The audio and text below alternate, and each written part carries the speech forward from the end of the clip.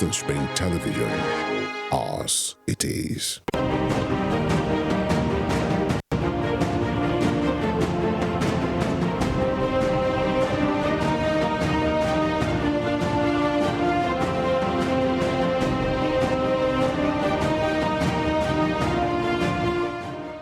Here are the top stories of the news.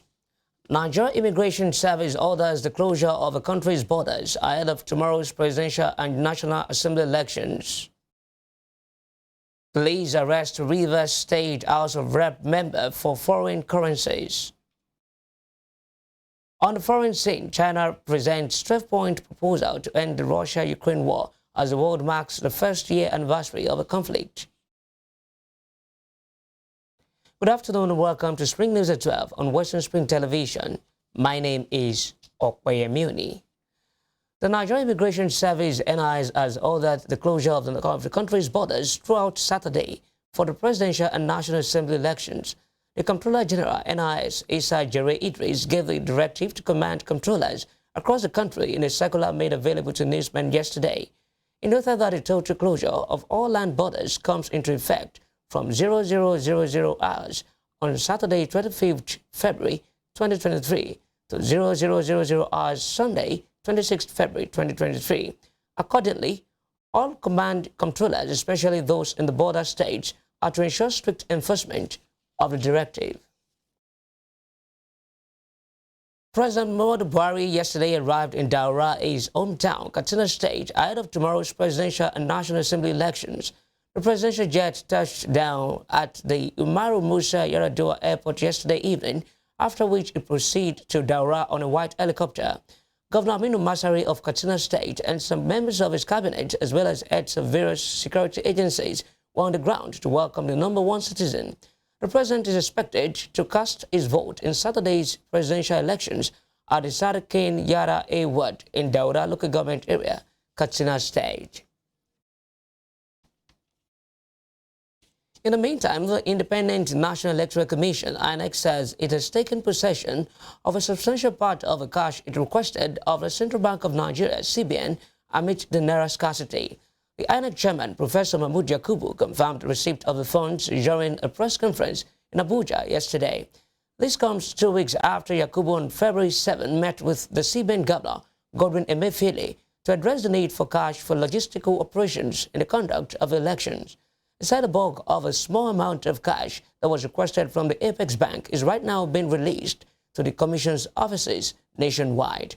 Addressing vote buying, Professor Yakubu said that Commission is working closely with security agencies to end the menace.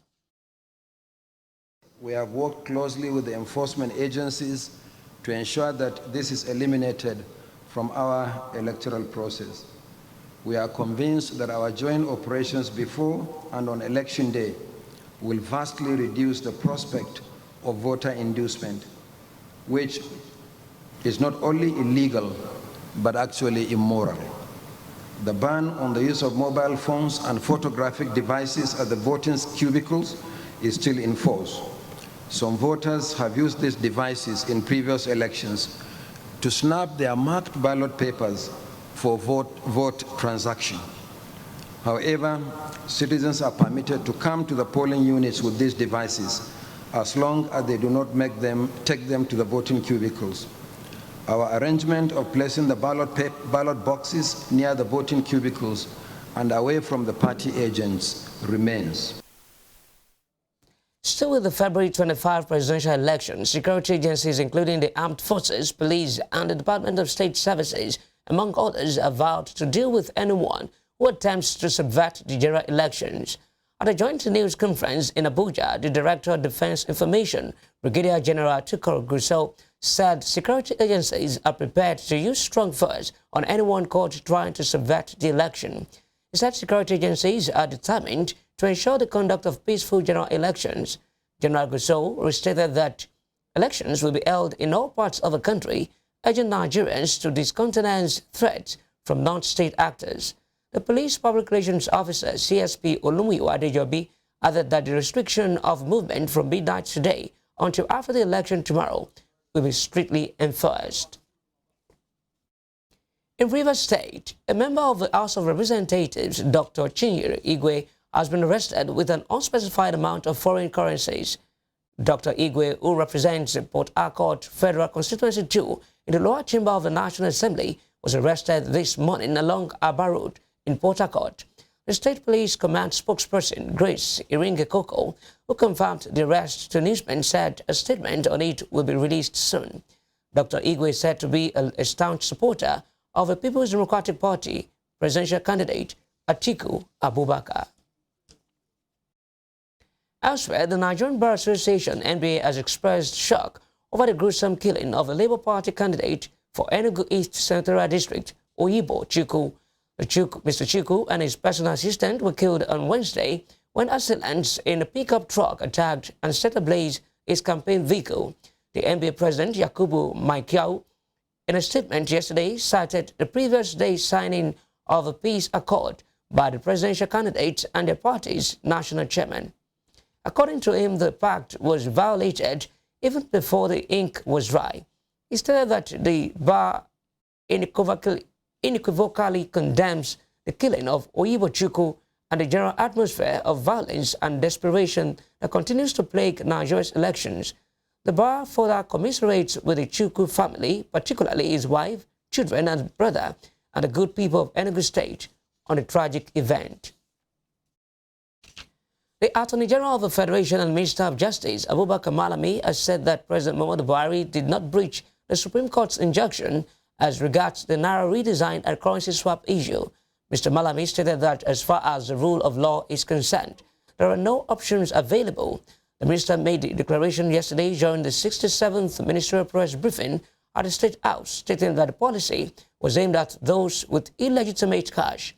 A 7-member panel of the Supreme Court had ordered the suspension of Naira swap deadlines and directed the continued use of old notes following a request by 3 state governors. However, in the broadcast, the president only restored the validity of old 200 Naira notes, maintaining that the old 500 and 1,000 Naira notes had ceased to be valid. Meanwhile, 10 states have asked the Supreme Court to set aside the pronouncement of President Muhammadu Buhari banning the old 500 and 1,000 Naira notes. We are talking of Naira redesign, for that matter, simply because I have succeeded in raising, perhaps legitimately or otherwise, 200 billion. I can now come out to fight a system that is battling to address transparency, to address visibility of the process out of desire to limit corruption. Is it the limitation of corruption that will now translate to having funds at our disposal arising from the transparency and visibility of the system that can be used in the infrastructural development for the benefit of 200 Nigerians that matters? Or perhaps submitting to the demand of an individual that perhaps illegitimately, unlawfully, fraudulently, deceitfully, perhaps acquired 200 billion, and then he now set aside 100 billion because he has greater noise-making capacity of compromising the press to start blowing rule of law that we will now submit to the interests of an individual over and above the national interests that will now support us in ensuring deepening democracy, in ensuring having in place a corrupt-free society, in ensuring having in place resources that can now translate into infrastructure. So it is about people, limited number for that matter, that have succeeded in having at their disposal resources that they are protecting. And then again, forcing a compromise on a policy that is beneficial to 200 million Nigerians. Similarly, the Senate President Ahmad Lawan has empathized with Nigerians over the hardship they are experiencing due to the implementation of a currency redesign policy of the Central Bank of Nigeria. In a statement, the Senate President said though the policy has merits, its implementation gap unfortunately brought enormous hardship upon citizens across the country. He, however, assured Nigerians that with appropriate intervention by the government and the collaboration of all stakeholders, the hardship will soon fade away and normalcy restored to their daily livelihoods. Mr. Lawan also urged the Nigerians to conduct themselves peacefully during the upcoming general elections. The Senate President appealed to the people to eschew violence and instead make these elections a celebration of democracy in the country. You're watching Spring News at 12 on Western Spring Television. We'll be right back after this break.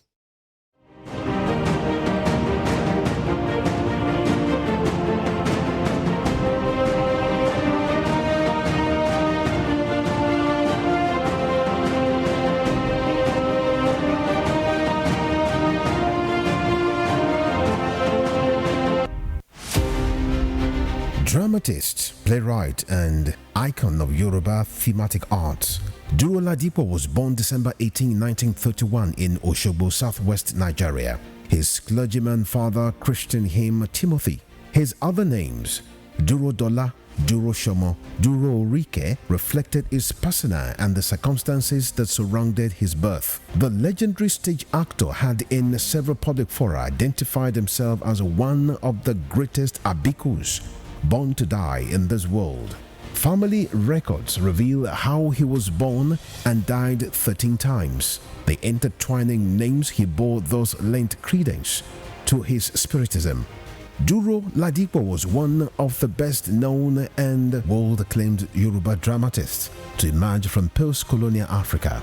His notable works, Obakoso, Obawaja, and Moremi, took him beyond Africa to several parts of the world. By the time Duro Ladipo died on 11 March 1978, the Nigeria's first cultural ambassador had acquired a towering image as an artist whose works adorned the frontage of Trenchard Hall, University of Ibadan.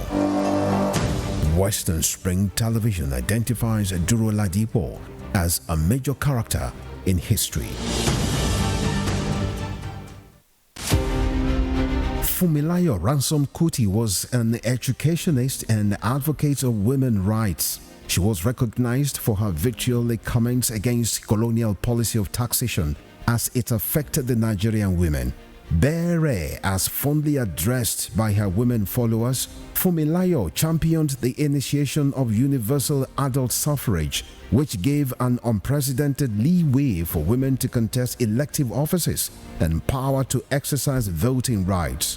Married to a foremost educationist and teacher, Israel Oladotun Ransom Kuti, the first president of Nigeria Union of Teachers, Fumilayo Ransom Kuti was the mother of children who inherited her spirit of activism. Olufela and Be Ololari, the former, a renowned musical legend.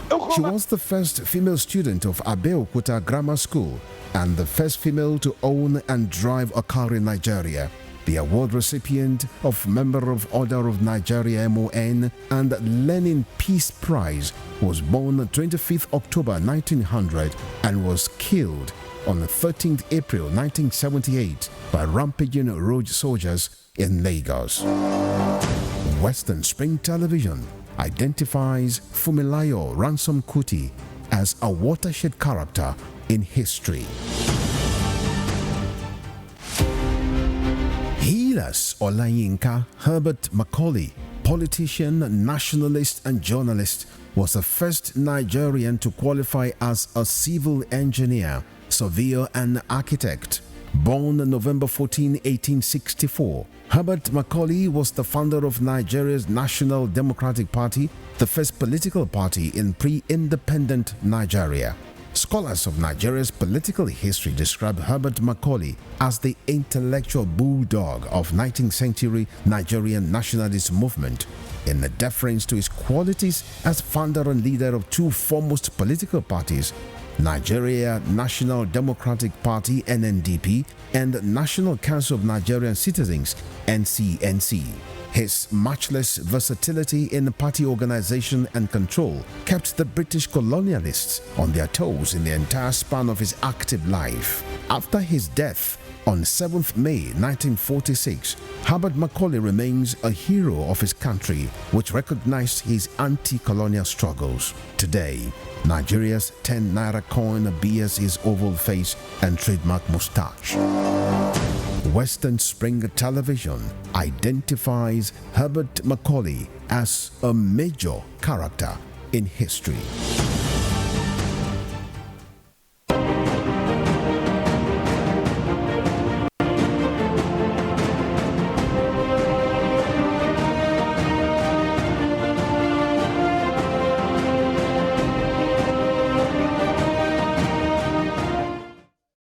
Welcome back on Spring News at 12 on Western Spring Television.